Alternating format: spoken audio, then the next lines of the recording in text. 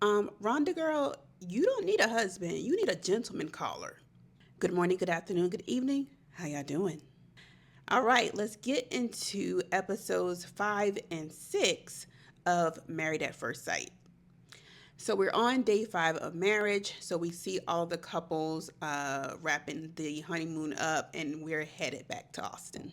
We see that Will and Brittany and Derek and Megan, they all have temporarily resolved their issues before going back. I should note that. And also, before we get back to Austin, just two things. Megan made a comment saying that she thought she was funny. Megan, what? Also, when they were outside and they had a situation, I forgot which couple it was, but it was making monkey noises. Girl, it's time to go. Like, how far is it away? Y'all wasting too much time talking. I would have been out. Also, we see that Rhonda, and we're going to get into Rhonda a little bit deeper as well, but Rhonda thinks that Pat is insecure based on his past relationship.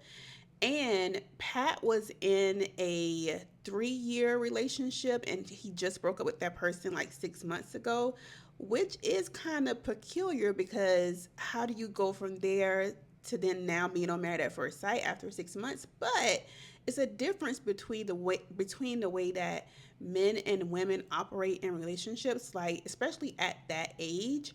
Like it really don't matter to men. Like they can jump from relationship to relationship like that. Not saying women can't. For my little tank special friends who have comprehension issues, I'm not saying like this doesn't happen to women, but men, particularly at that age, they are looking for companionship, and they don't care who it is. They'll jump from whatever to whatever, just not to be alone. But I do think that Rhonda does not want to be a wife, and I really don't know why she signed up for this. I really don't.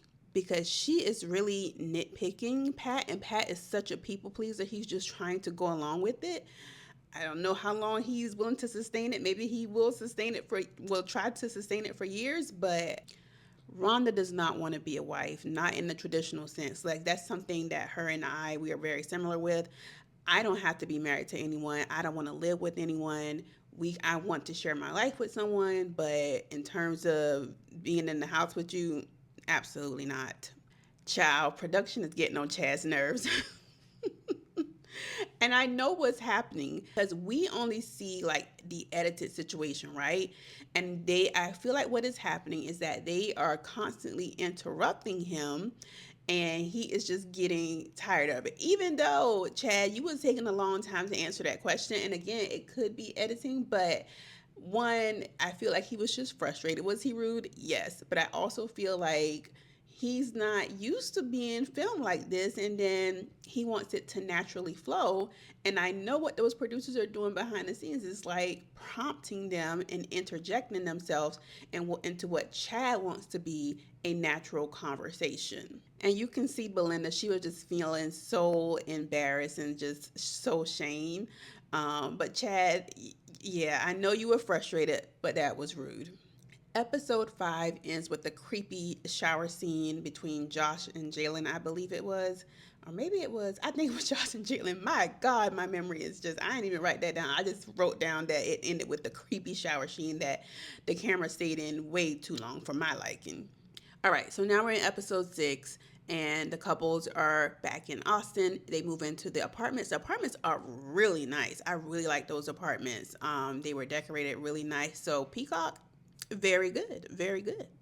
Oh, let me go back a little bit. I noticed that Ashley had a little pink base. I like base luggage. I just, I noticed the most random stuff, but I have the beige set of that luggage. But I like base luggage. Child, now we get to the situation with them damn dogs. Every season of Married at First Sight, there's a situation with those dogs, and I feel like on the questionnaires that y'all are asking, did y'all skip over the dog section? Because me, I don't want to be with no person that's going to be kissing their dog in the mouth, the dog in the bed. It's going to be immediate a no for me, big dog. Because Megan's dog Zoe is coming in, and that's a deal breaker for her. And Derek is like, he don't have a problem with dogs. Like I don't want no dog in my house, but it's not about me. Stay focused. But he is not comfortable sleeping in no bed with no nasty ass dog. Anyway, child, we get down to Brittany's house. Brittany's house is really nice and she's very proud of it.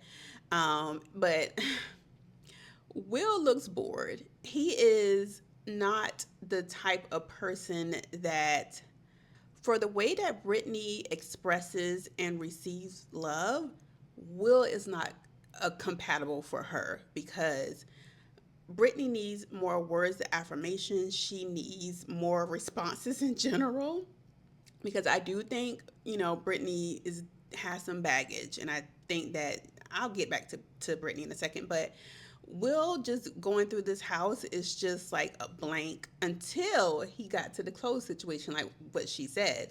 But Will is just not nice. He's an asshole. And I said this in my previous video. Like, he says these little slick things and he plays it off like they're jokes, but they're actually mean, especially if you're someone sensitive like Brittany.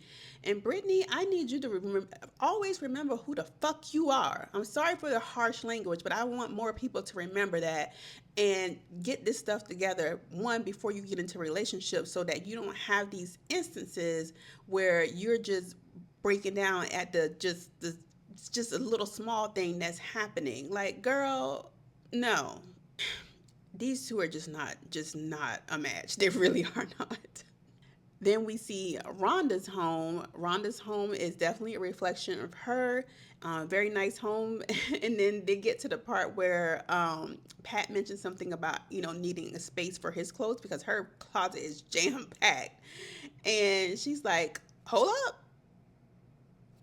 You trying to move in here with me? Absolutely not. Again, Rhonda, what is you doing on this show? You don't want to be a wife in the traditional sense. You need a boyfriend, girl. And you're mean, Rhonda. You're mean. You're mean to this man. Then we get back to Derek and Megan, and they are having an argument because Derek don't want to be walking your dog. Again, that is not Derek's dog.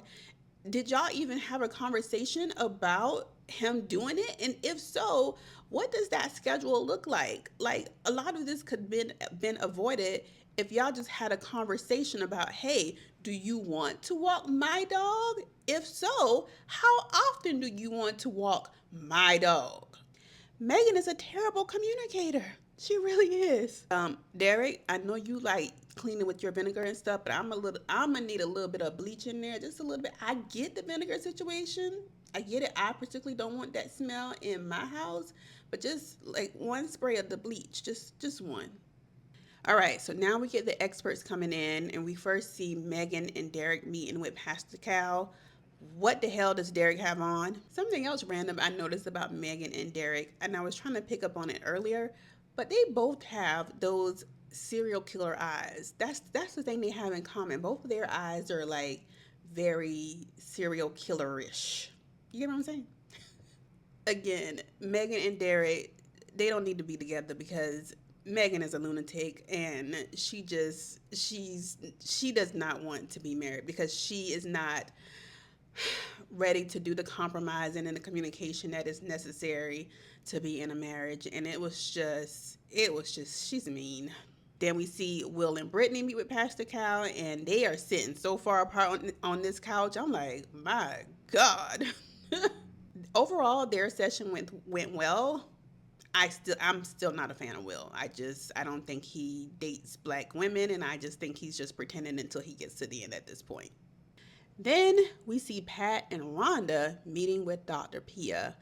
And this session was so frustrating because Rhonda sees all the flaws in Pat, but she doesn't see one flaw in herself. Like, she is kind of going, back and forth with Dr. Pia, and Dr. Pia is really trying to get her to see, like, one, Rhonda, you're not a safe space for Pat. Like, it is not a soft, comfortable spot where he can feel, free to express himself and how he's really feeling about something, because he is such a people pleaser, but he is already anticipating your rough landing spot for him. It's not a safe spot at all. Like, girl.